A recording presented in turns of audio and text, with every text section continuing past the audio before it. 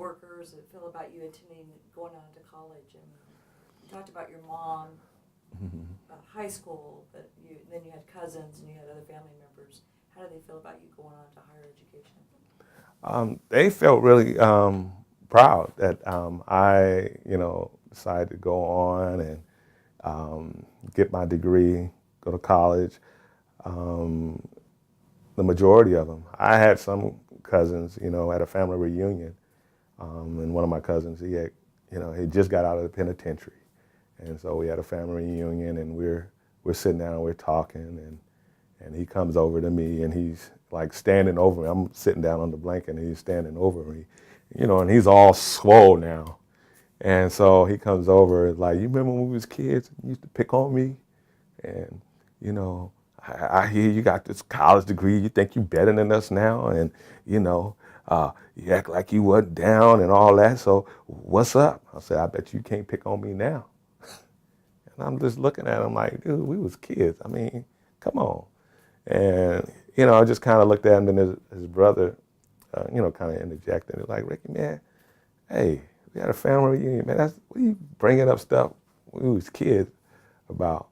They kind of resented the kind of attention that I got from other family members, including his mom, my aunt, and stuff, talking about what I was doing and things like that.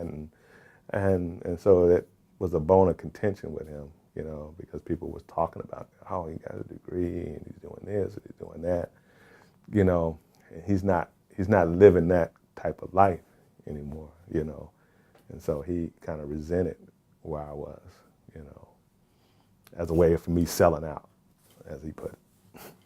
Were there any specific factors or situations or events or people or other things that contribute to your successful completion of your college degree I would your just, life? yeah, I would just say the support of my family members.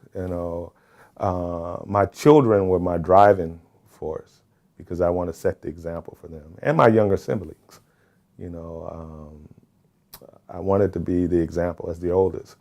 I wanted to set the example, and then, like I said, with my children, because I was a teen father, and so I wanted to make sure they understood the importance of education, and where I was to where, to what I've become, the journey that I am trying to make the journey less complicated for them by being able to provide them the environment that is very conducive to obtaining higher education, and try to move as many of the barriers and pitfalls that I could within my means so that they didn't have to travel the same road that I traveled to get to where I am at. And so, having, your children go to college and, you feel validated, and especially my children are all in science, my two oldest are into science, because I always exposed them to science. And so, because that was my, oh, I love science, and then Star Trek and all these other things, growing just science. I was just really fascinated. So my son, he's a software engineer, and my daughter has a master's in biology. So, and the other two, I don't know, but I'm already satisfied we got some scientists in the family. In hindsight, how would you characterize or describe your educational journey? You've talked about the struggles, but you talked about the generational. Is there anything else that you could think that, doing the work you do now, maybe talk about that a little bit and the inside of that and how does that transfer over? Well, I would say my journey in education to where I am now, I think had a lot to do with, um, godly ordained, because that incident in the school all those years back, I ended up becoming a teacher, after leaving law enforcement, teacher and working in education, mentoring kids, so I'm like, wow, I would never thought I'd, be on a school campus, as a teacher, as an administrator. And it was like, man, if they just knew those years ago how I was destructive in a school environment, and then here it comes full circle, You know, again, I'm working with students all the time, you know, and I love doing it, you know. But I was just thinking from that one that one experience, I was like, you want to break into schools? Okay, Lord say, you know what? You're gonna be working in them one day. And so, yeah, I have a different perspective when I see kids graffiti a school or, you know, or take from a school or, you know, anything, you know, it's real sensitive, you know, from that perspective. Can you give me more information what you mean by that? Sensitivity or It's just like, if you only understood, what this represents for you in the community, in your education, don't destroy it, be a part of it. Use it as you know, as a vehicle to do good in your life. Don't destroy it. Don't defame it. Don't. This school here is here for a purpose, and that purpose is to help you be successful. Is there anything in your life that you'd like to share in your journey, specifically in the academic challenges or the achievements that you've achieved, today? I mean, anything that we've not covered that you'd like to maybe talk about or address? Probably the things, being a mentor. Also the experience I had when I was working in corrections and juvenile probation and running a juvenile facility. That then was an opportunity for me to share my experience with kids who were incarcerated, and being able to walk in their shoes, literally walk in their shoes and say, hey, a mistake as a juvenile doesn't have to translate into a life of heartache and incarceration as an adult. You can make a choice right now to turn it around, and I'm here to help you do that. My staff is here to help you do that.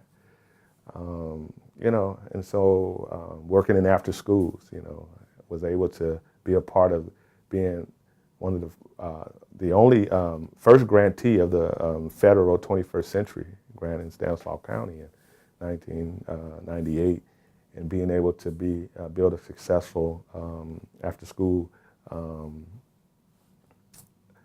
network that has grown exponentially now countywide. I mean, some of those things, I really feel proud about. Helping our district reduce dropout rates, and suspensions and expulsions, which is work I thought would be done away with, years ago. But here we are, we're still dealing with them today. So, and being a family man, a positive role model, father figure, those are the accolades I like to brag about. Can you tell me a little bit more about the mentor role and how important that is, and how does that factor into all the things that you've gone through and you see for the future? I believe that mentoring is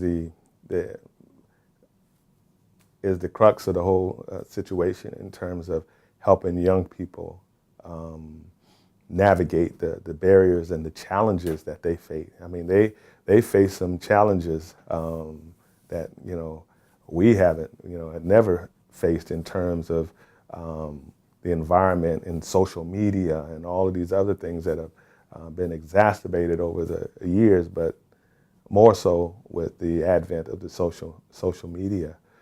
So mentoring, having a positive, a supportive and person, adult in their lives, can help them navigate that, help them deal with that, help them be more resilient, because resilient is the key. Being resilient is the key, because they're going to come into some situations where, they're going to get knocked down, and how they deal with that will be the determining factor of, which way they go.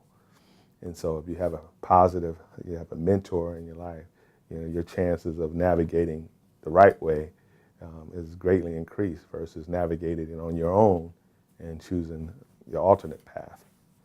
So mentoring is essential. I've seen the benefits, the outcomes, they're tangible. You know, when you, my second mentoring experience, the young man I was his mentor, I got asked to be his best man at his wedding. You know, so for me, that's like, oh my goodness, you know, you want me to be your best man? You know, and I'm like, wow, you know, I'm the godfather to another mentee's sister. You know, so to me, those are the things. Is like, okay, mentoring is doing what it's supposed to do. You know, and I got stories like that over the years. You know, I'm still in contact with mentees who have children of their own now. You know, and so those are the things that mentoring does. I have the capacity to do when it's done right. And when you say done right, how is it done right? When it becomes beneficial to mentee and mentor, when it's structured in a way that it is a friendship, developing a friendship, versus somebody here and somebody here. You know, a mentoring relationship is on the same level, and so having that structure to it, having that consistency to the mentoring relationship over a course of time, according to best practices, works. And so, like I said, for me, I'll say years and years later, I'm still in contact with mentees because to me, that tells me the impact I had on them as a mentor, you know, that they still keep in touch over the years and still for advice, you know. Some of them taking paths to the military, taking paths to college, you know, and I've still been a part of that, helping them make those decisions and things like that. And so, yeah. Can you think of a mentor in your life, in either your past or currently today? Maybe a mentor. You know what, back in the day, I wish I had a mentor early growing up. You know, like I said, my father was out of the picture, and then he came back, and me and my father have a really good relationship now. I mean, now I just wish, I always reflect, man, I wish I'd have had this when I was a kid. You know, always back then.